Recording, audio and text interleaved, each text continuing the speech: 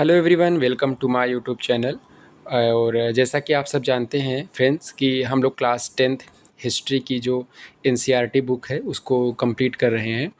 और अभी हमने लेसन 1 पूरा कंप्लीट कर लिया है और लेसन 2 के भी कुछ पार्ट्स जो है वो कंप्लीट हो गए हैं।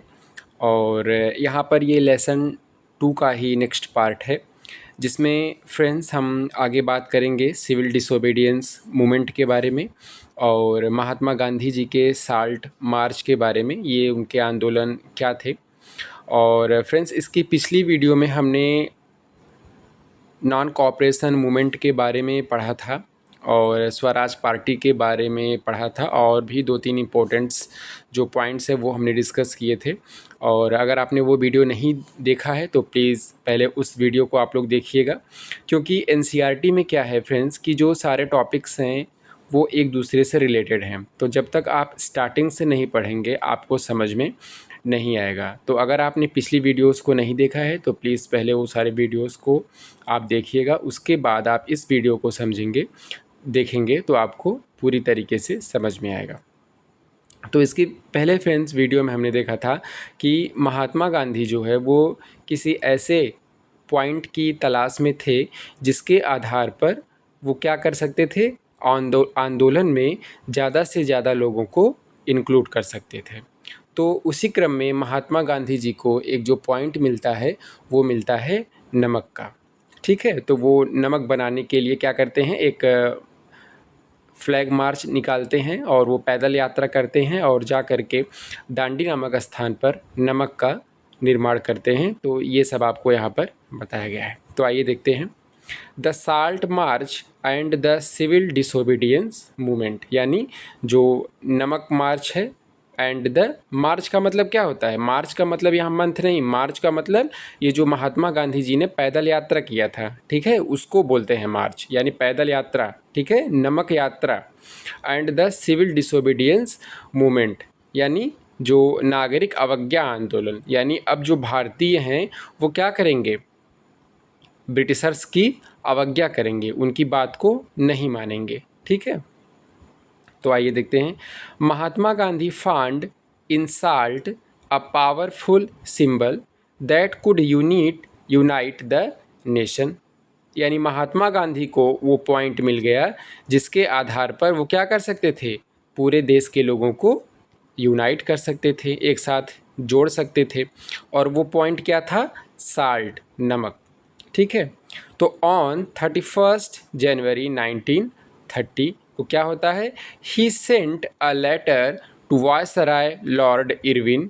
ठीक है, तो 1930 में 31 जनवरी को महात्मा गांधी जी ने क्या किया कि जो हमारे वायसराय थे लॉर्ड इरविन, उनको उन्होंने क्या किया, एक पत्र भेजा स्टेटिंग 11 डिमांड्स, जिसमें महात्मा गांधी जी ने 11 मांगों को रखा था अपने पत्र में। Some of these were of general interest, तो उसमें कुछ जो है सामान्य बातें थीं और others were specific demands of different classes, और कुछ तो उसमें सामान्य मांगे थीं और कुछ उसमें जो मांगे की गई थी लॉर्ड इरविन से वो क्या थी, समाज के जो विभिन्न वर्ग के लोग हैं उनके लिए उसमें कुछ मांग किया गया था, जैसे इंडस्ट्रियलिस्ट यानी जो उद्योगपति वगैरह थे, जो किसान थे। ठीक है, तो समाज के सभी वर्गों के बारे में महात्मा गांधी जी ने लॉर्ड इरविन के सामने अपने डिमांड को रखा था कि आपको इन सारे वर्गों के लिए रिफॉर्म्स लाने हैं। तो इस तरीके से उन्होंने 11 डिमांड्स अपने लेटर में इरविन के सामने प्रस्तुत किया था। The idea was to make the demands wide ranging. ठीक है, the idea was to make the demands wide ranging, यानी महात्मा गांधी जी ने जो लेटर में मांग रखा था वो वाइड रेंजिंग था, यानी उसमें महात्मा गांधी जी ने समाज के प्रत्येक वर्ग का ध्यान रखा था। क्यों, so that all classes with in Indian society could identify with them and everyone could be brought together in a United campaign, यानी सभी लोग महात्मा गांधी जी के आंदोलन से जुड़ जाएं, क्योंकि उन्हें क्या लगे कि महात्मा गांधी जी ने उनके लिए ये आंदोलन चलाया है, उनके हितों के लिए ये मांग को जो है महात्मा गांधी जी ने इरविन के सामने रखा है। इसलिए महात्मा गांधी जी ने क्या किया, अपने लेटर में समाज के सभी वर्गों के बारे में डिस्कस किया था इरविन के साथ। The most stirring of all was the demand to abolish the salt tax. तो उसमें सबसे प्रमुख क्या था, अंग्रेज़ों ने मना किया था कि आप लोग जो है नमक का निर्माण नहीं कर सकते हैं, अगर कोई ऐसा करेगा तो उसके ऊपर टैक्स लगाया जाएगा। तो अपने 11 डिमांड में महात्मा गांधी जी ने एक डिमांड यह भी रखा था कि आप जो है ये जो नमक के ऊपर जो आप कर लगा के रखे हैं इसको आप अबॉलिश कर दो, ख़त्म कर दो। Salt was something consume by the rich and the poor alike. तो नमक एक ऐसी चीज़ थी जो क्या हो रहा था, जिसका उपभोग गरीब और अमीर सभी लोग कर रहे थे। And it was one of the most essential items of food. सही बात है ना, भोजन का जो नमक है वो क्या है, एक इसेंशियल पार्ट होता है, और ये इसका जो कंज्यूम है वो गरीब अमीर सब करते हैं। तो महात्मा गांधी जी ने कहा कि आप इस पर से टैक्स को हटा लीजिए। The tax on salt and the government monopoly over its production, यानी जो टैक्स लगा था साल्ट बनाने के ऊपर और सरकार ने क्या किया था, नमक के प्रोडक्शन पर मोनोपोली रख दिया था, यानी एकाधिकार रख दिया था कि जो प्रोडक्शन होगा वो सरकार ही करेगी नमक का। तो क्या हुआ, महात्मा गांधी डिक्लेयर्ड, महात्मा गांधी ने यह घोषणा किया, revealed the most oppressive face of British rule, यानी जो अंग्रेज़ों ने नमक पर टैक्स लगाया था और उसके प्रोडक्शन पर एकाधिकार जमा के रखा था, उसके द्वारा महात्मा गांधी जी ने क्या किया, लोगों के सामने, जनता के सामने ब्रिटिश सरकार का जो असली चेहरा था, जो दमनकारी चेहरा था, उसको उजागर करके रख दिया। यानी महात्मा गांधी जी ने क्या किया, ब्रिटिश गवर्नमेंट के चेहरे पर जो नकाब लगा हुआ था अच्छाई का, उसको महात्मा गांधी जी ने उतार दिया।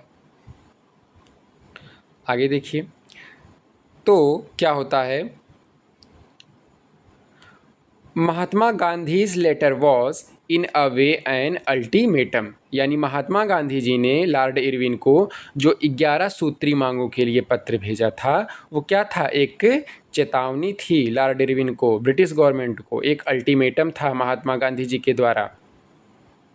If the demands were not fulfilled by 11 March, Mahatma Gandhi ji ने कहा कि अगर आप 11 मार्च तक हमारी बातों को नहीं मानेंगे तो क्या होगा।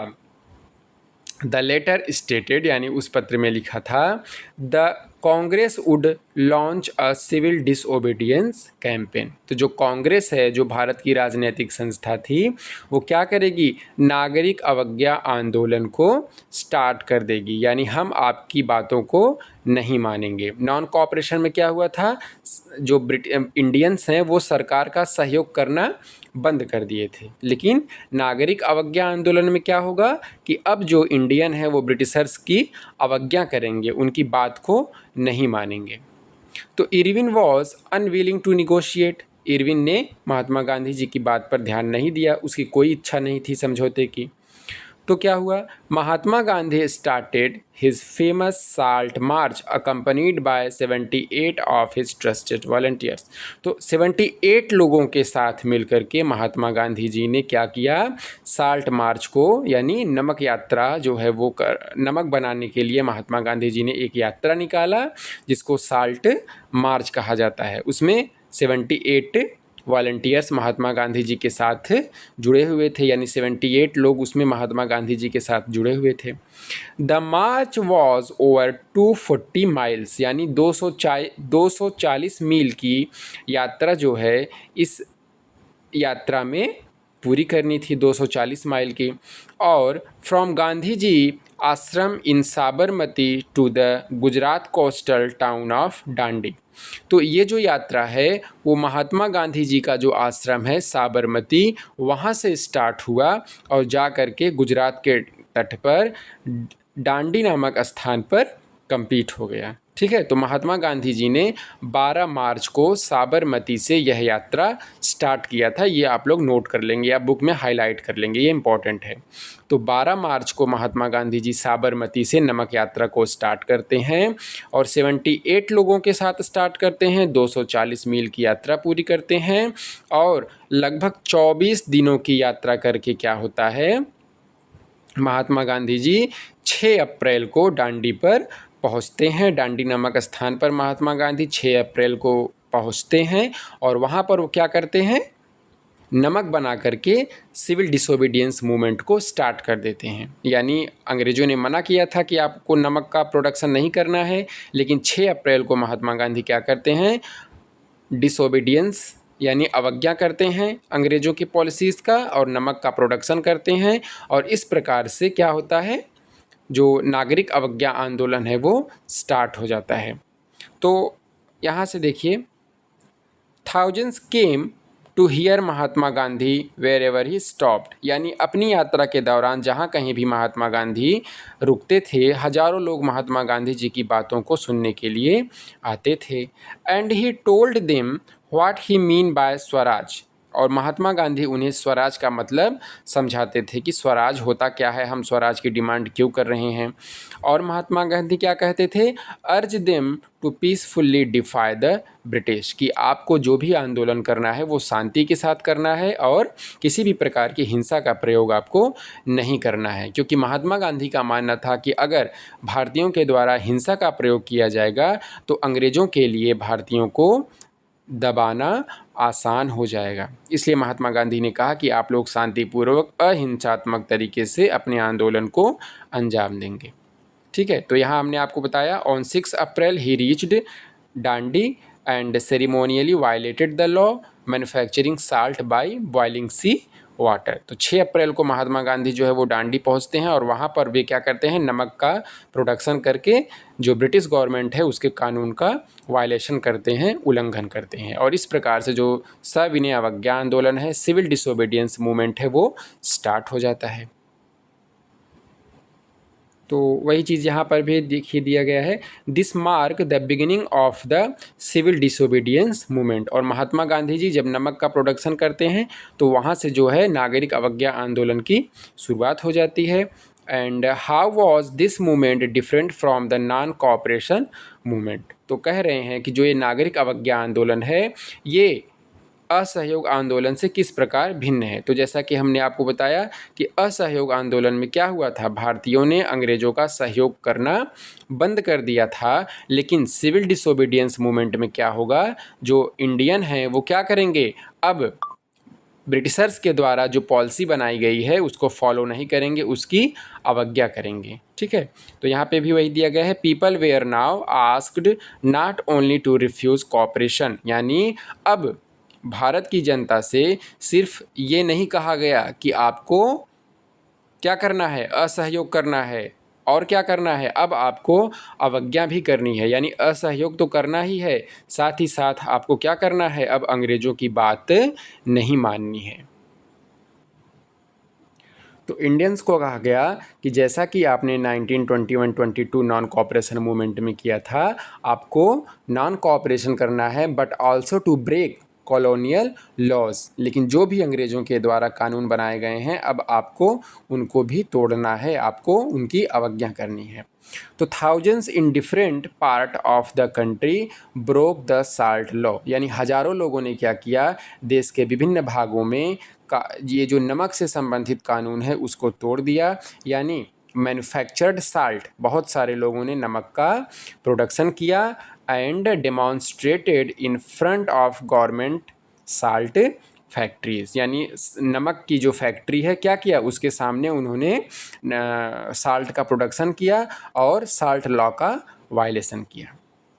एज द मूवमेंट स्प्रेड, और जैसे जैसे ये जो सीडीएम मूवमेंट है, सिविल डिसोबीडियंस मूवमेंट है, जैसे जैसे ये स्प्रेड हो रहा था, उसका प्रचार प्रसार हो रहा था, तो क्या होता है, फॉरेन क्लोथ वॉज बायकॉटेड, इंडियंस के द्वारा और क्या किया गया, विदेशी वस्तुओं का बहिष्कार किया गया। And liquor shops were picketed, यानी जो शराब की दुकानें हैं उसके बाहर लोगों के द्वारा प्रदर्शन किया गया। पीजन्स रिफ्यूज्ड टू पे रेवेन्यू, यानी किसानों ने क्या किया, लगान का पैसा देने से मना कर दिया। एंड चौकीदारी टैक्सेस, और चौकीदारी से संबंधित जो टैक्स दिया जाता था भारतीयों के द्वारा किसानों के द्वारा, उसको भी उन लोगों ने देने से मना कर दिया। विलेज ऑफिशल्स रिजाइंड, और जो गांव स्तर के जो अधिकारी हैं उन लोगों ने क्या किया, त्यागपत्र दे दिया। And in many places forest people violated forest law, तो नमक बनाने के साथ साथ क्या हुआ, जो बहुत सारे लोग हैं जो जंगल के आसपास इलाकों में रहते थे, उन लोगों ने जंगल से संबंधित कानून का भी उल्लंघन किया, जिसमें अंग्रेज़ों ने कानून बनाया था कि आप लोग जो है वो रिज़र्व फॉरेस्ट में नहीं जा सकते हैं और वहाँ से लकड़ियाँ नहीं बीन सकते हैं और अपने पशुओं को आप वहाँ पर नहीं चरा सकते हैं। तो इस कानून का भी बहुत सारे जो जंगल के आसपास लोग रहते हैं उन लोगों ने इस कानून का भी विरोध किया, और वे लोग क्या किए, जंगलों में गए, वहाँ से लकड़ियाँ बीनी और अपने पशुओं को चराया भी। तो इस तरीके से लोगों ने क्या किया, अंग्रेज़ों की बात को मानने से अब वे मना करना स्टार्ट कर दिए, उनकी अवज्ञा करना स्टार्ट कर दिए। चलिए आगे देखते हैं। वरीड बाय द डेवलपमेंट्स, ठीक है। तो इस तरीके से जब क्या होता है कि जब आंदोलन जो है उसका बहुत ज़्यादा प्रचार प्रसार हो जाता है, तो the colonial government began arresting the Congress leaders one by one. तो जो ब्रिटिश गवर्नमेंट होती है वो क्या करती है, कांग्रेस के नेताओं को एक एक करके अरेस्ट करना स्टार्ट कर देती है। फिर क्या होता है, this lead to violent clashes in many places. तो जब जो ब्रिटिश गवर्नमेंट है वो कांग्रेस के नेताओं को अरेस्ट करना स्टार्ट कर देती है, तो उससे क्या होता है, हिंसा भड़क जाती है, बहुत सारे स्थानों पर हिंसा होना स्टार्ट हो जाता है। तो when Abdul Ghaffar Khan a devout disciple of Mahatma Gandhi, यानी जो अब्दुल गफ्फार खान है जो महात्मा गांधी के अनुयायी थे, उनकी बातों को मानने वाले थे, उनको भी जब अरेस्ट कर लिया गया अप्रैल 1930 में, तो क्या हुआ, angry crowds demonstrated in the streets of Peshawar, यानी पेशावर की सड़कों पर क्या हुआ, लोगों ने आंदोलन करना स्टार्ट कर दिया। Facing armoured cars and police firing, जगह जगह पर क्या हुआ, आंदोलन होने लगे, लोगों ने पुलिस आगजनी करना स्टार्ट कर दिया, गोली बारूद चलना स्टार्ट हो गया। तो एक प्रकार से बहुत सारे पार्ट्स में क्या हुआ, हिंसक आंदोलन फैलना स्टार्ट हो गया। मेनी वेयर किल्ड, और इस जो हिंसक आंदोलन स्टार्ट हुआ उसमें बहुत सारे लोगों की हत्या हो गई, बहुत सारे लोग मारे गए। अ मंथ लेटर, एक महीने बाद क्या हुआ, when Mahatma Gandhi himself was arrested, तो लगभग एक महीने के बाद मई के आसपास में क्या होता है, महात्मा गांधी जी भी जो है वो अरेस्ट हो जाते हैं। तो industrial workers in Sholapur attacked police post, ठीक है। तो जो सोलापुर के इंडस्ट्रियल वर्कर्स होते हैं, जो लोग उद्योगों में काम करते हैं, वो लोग क्या करते हैं, पुलिस के थानों पर अटैक कर देते हैं। म्यूनिसिपल बिल्डिंग्स, और जो नगर पालिका की भवनें होती हैं उन पर अटैक कर देते हैं। Law courts and railway stations, यानी अदालतों में, रेलवे स्टेशंस पर भी जब महात्मा गांधी जी को ये लोग अरेस्ट कर लेते हैं तो जगह जगह पर आंदोलन होना स्टार्ट हो जाता है। All structures that symbolise British rule, यानी ऐसे सारे इमारतों को, भवनों को लोग तहस नहस करना स्टार्ट कर देते हैं जो ब्रिटिश शासन को शो कर रहा था। A frightened government responded with a policy of brutal repression, तो इन सारे आंदोलनों से जो ब्रिटिश गवर्नमेंट है वो बहुत ज़्यादा भयभीत हो जाती है, और वो भी क्या करती है, एक दमनकारी कदम जो है वो उठा लेती है, हिंसक कदम वो भी उठाती है। पीसफुल सत्याग्रही वेयर अटैक्ड, और जो इसके साथ तो वो लोग क्या करते हैं, जो ब्रिटिश गवर्नमेंट होती है जब वो ब्रूटल कदम उठाती है, हिंसक कदम उठाती है, तो क्या करती है, जो लोग शांतिपूर्वक तरीके से सत्याग्रही होते हैं, अपनी बातों के लिए आंदोलन कर रहे होते हैं, हड़ताल कर रहे होते हैं, ब्रिटिश गवर्नमेंट क्या करती है, उनके ऊपर भी अटैक करना स्टार्ट कर देती है। Women and children were beaten, महिलाओं और बच्चों को अंग्रेजों के द्वारा क्या किया जाता है, पीटा जाता है। And about 1 lakh people were arrested, और लगभग 1 लाख लोगों को अंग्रेज क्या करते हैं, अरेस्ट कर लेते हैं। ठीक है, तो इस तरीके से महात्मा गांधी जब देखते हैं कि जगह जगह पर जो आंदोलन है वो हिंसक हो गया है, तो क्या होता है, in such a situation Mahatma Gandhi once again decided to call off the movement, यानी महात्मा गांधी ने यह निश्चय किया कि अब हम क्या करेंगे, नागरिक अवज्ञा आंदोलन को रोक देंगे। And entered into a pact with Irving on 5 मार्च 1931, और 5 मार्च 1931 को क्या होता है, महात्मा गांधी जो है वो लॉर्ड इरविन से समझौता करने के लिए राजी हो जाते हैं। तो by this Gandhi Irwin pact, तो जब ये गांधी इरविन समझौता होता है तो Gandhi ji consented to participate in a round table conference. ठीक है, तो महात्मा गांधी जो है गोल मेज सम्मेलन में भाग लेने के लिए राजी हो जाते हैं, जो कि लंदन में आयोजित होता है। तो 3 गोल मेज सम्मेलन होते हैं, और जिसमें से जो पहला और तीसरा होता है उसमें महात्मा गांधी हिस्सा नहीं लेते हैं। ये इम्पॉर्टेंट है, नोट कर लीजिएगा आप लोग। महात्मा गांधी जो है वो सिर्फ सेकेंड राउंड टेबल में ही भाग लेते हैं, पहले और तीसरे राउंड टेबल में महात्मा गांधी भाग नहीं लेते हैं। ये आप लोग नोट कर लेंगे, ये इम्पोर्टेंट है। ठीक है, चलिए आगे देखते हैं। तो in London and the government agreed to release the political prisoners, तो महात्मा गांधी जो है जब लॉर्ड इरविन से समझौता कर लेते हैं 5 मार्च 1931 को, तो वे लंदन में जो गोलमेज सम्मेलन होता है उसमें भाग लेने के लिए राजी हो जाते हैं। तो जो ब्रिटिश गवर्नमेंट होती है वो क्या करती है, जो राजनीतिक जेलबंदी होते हैं उनको, जो कांग्रेस के लीडर्स को अंग्रेजों ने कैद करके रखा था, उनको वो रिलीज करने के लिए मान जाते हैं, एग्री हो जाते हैं। तो in December 1931 Gandhi ji went to London for the conference, Mahatma Gandhi जो है वो गोलमेज सम्मेलन में भाग लेने के लिए कहाँ जाते हैं, लंदन जाते हैं।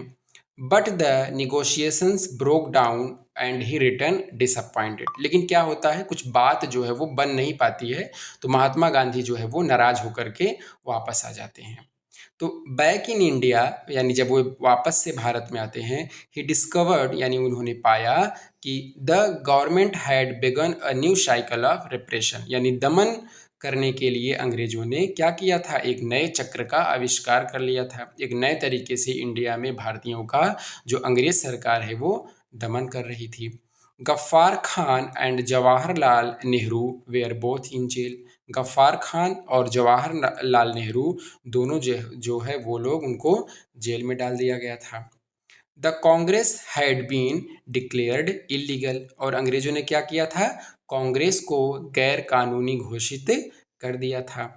And a series of measures had been imposed to prevent meetings, और अंग्रेजों ने जो है कांग्रेस को मना कर दिया कि आप किसी भी प्रकार की मीटिंग या फिर सम्मेलन नहीं कर सकते हैं। ठीक है, उस पर अंग्रेजों के द्वारा रोक लगा दिया गया कांग्रेस के ऊपर, और उसको गैर कानूनी घोषित कर दिया गया।